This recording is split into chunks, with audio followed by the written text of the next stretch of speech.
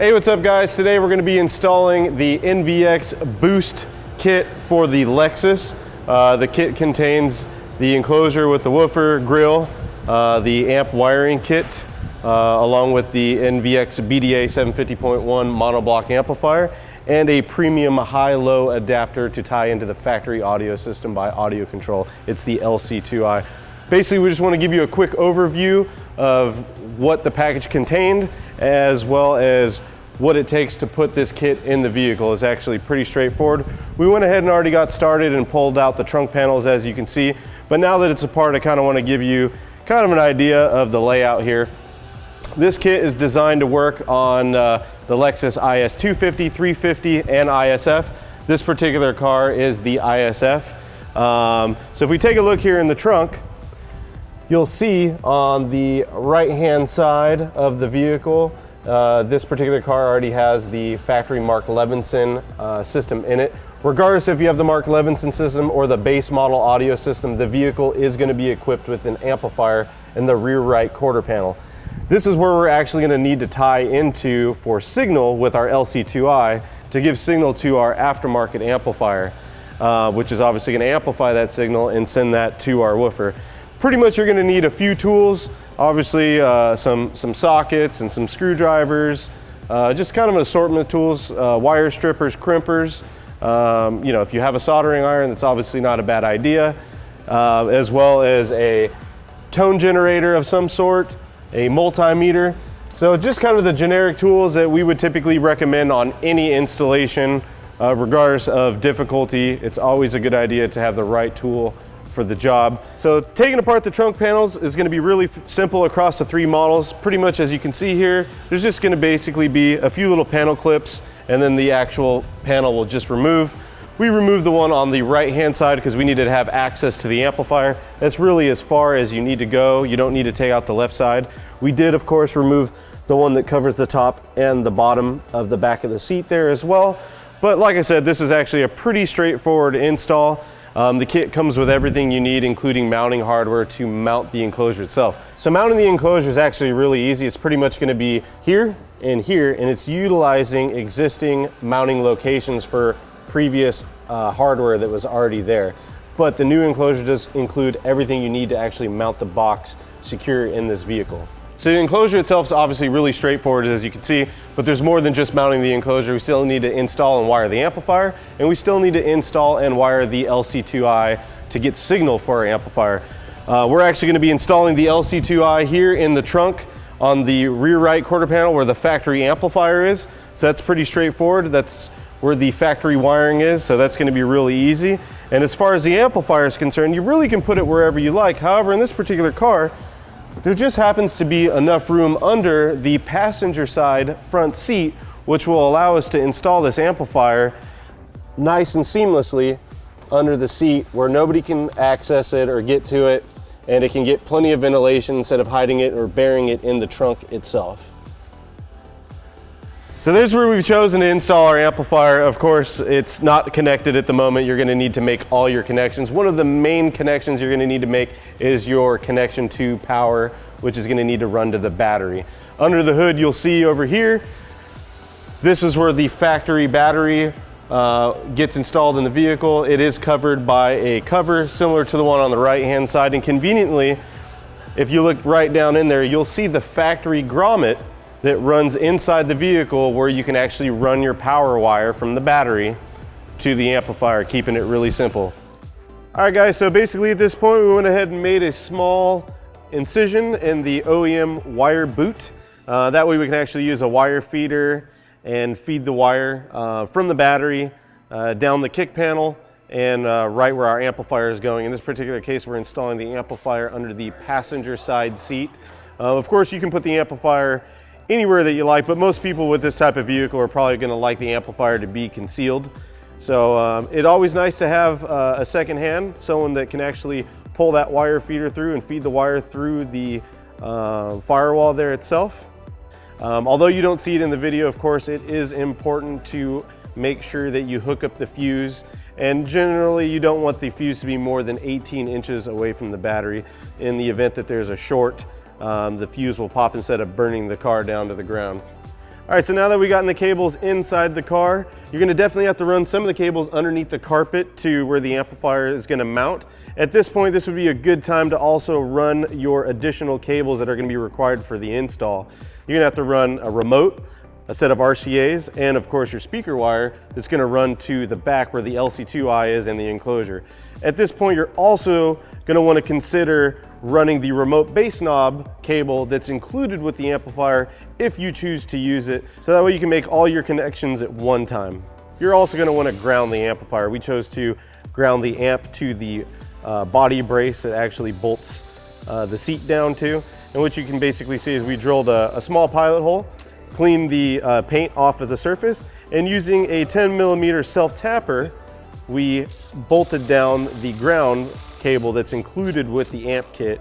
And that thing is super solid, not gonna move. It's always important to make sure you have a super solid, secure ground. You don't wanna ground to paint. That's why you need to clean the body off. This is a really good grounding point, and that's what we would suggest. All right guys, so now that we've finished grounding our amplifier, at this point we're gonna finish our connections, as you can see, at our amplifier, and then we're gonna continue to run the necessary cables to the rear of the vehicle. Of course, we're gonna still keep continuing zip tying the cables and running them down the factory channel where all the OEM wiring is.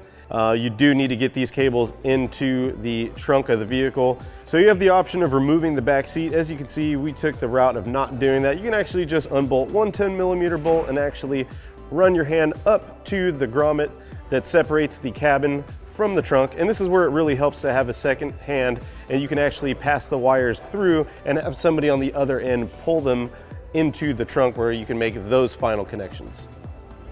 All right guys, so this particular vehicle has the Mark Levinson system, as Alan said earlier in the video.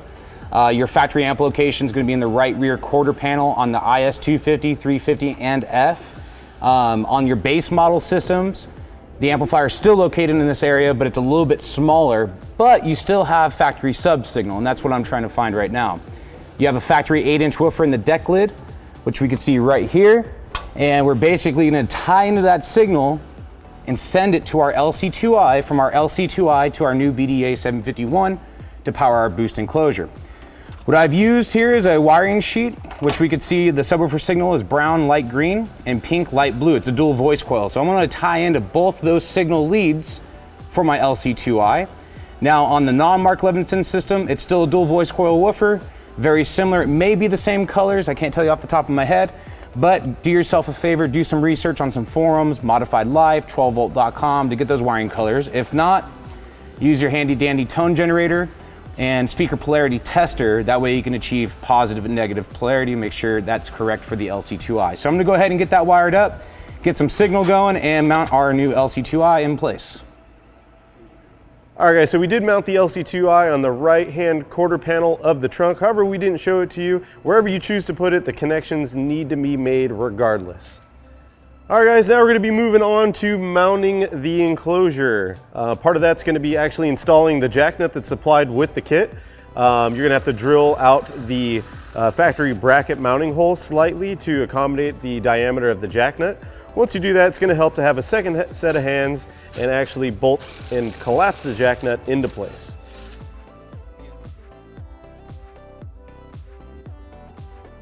All right, so we just finished up installing the jack nut. Now we're gonna move on to actually mounting the enclosure to the vehicle.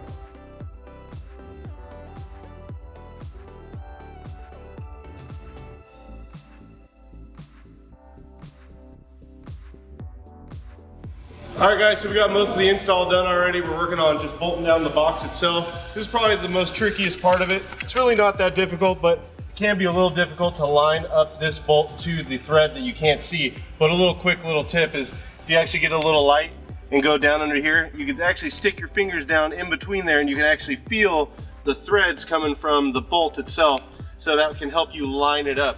Once you get it threaded, you can get in there with your 10mm ratchet and crank it down.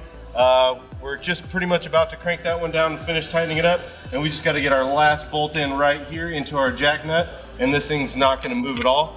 The woofer does come mounted in the enclosure with the screws just kind of snug, because you do need to take it out to actually obviously install the 2 bolts from the inside of the enclosure. But once those are done, all you got to do is mount the woofer back into it, connect the wire, and bolt it back in, and you're good to go. All right, now that the enclosure is mounted, you can see that this thing is definitely not going anywhere. It's super rock solid and tight to the vehicle itself, which is awesome. But now it's time to move on to actually reinstall the woofer back into the box. Of course, don't forget to make sure that you reconnect the speaker wire to the woofers before screwing in the woofer. Speaking of screwing in the woofer, quick tip, take a straight pick. That way you can actually line the woofer back up with the existing holes that were drilled from the actual manufacturer themselves. That will help you line the woofer up. And at this point, I would suggest screwing in the woofer in a star pattern, and on top of it, make sure not to over tighten the screws and strip the fiberglass. All you need to do is make them nice and snug and be done. You can do this using a Phillips screwdriver or a drill with a Phillips bit. All right guys, so the install's done. You saw us take apart the car. We took apart what was necessary to run all of our cables from our battery. You saw the grommet that we utilized to run the power wire through from the battery to the amplifier under the seat. We showed you in the video the factory amplifier location. Like I said, this particular ISF has the Mark Levinson system in it. It doesn't matter if you have an IS250, 350, or the ISF and you don't have the Levinson system, the amplifier is still going to be in the exact same location, and that's where you're going to make all your connections to the LC2I for signal that's going to feed signal to the amplifier. You saw us mount the enclosure.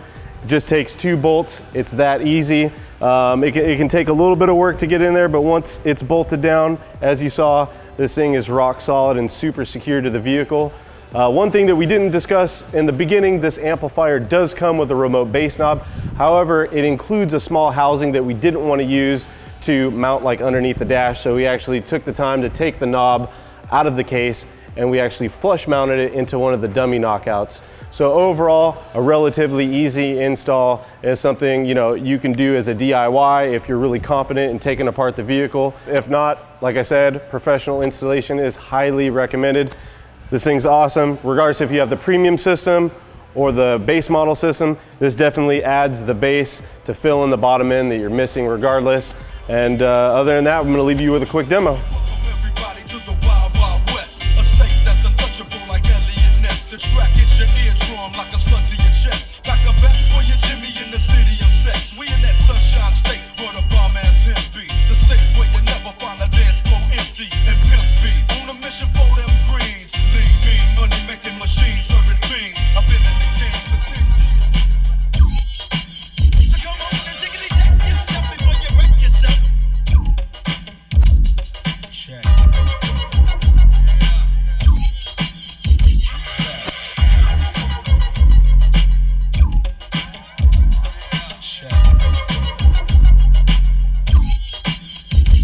You better check yourself or you wreck yourself, 'cause I'm bad for your health.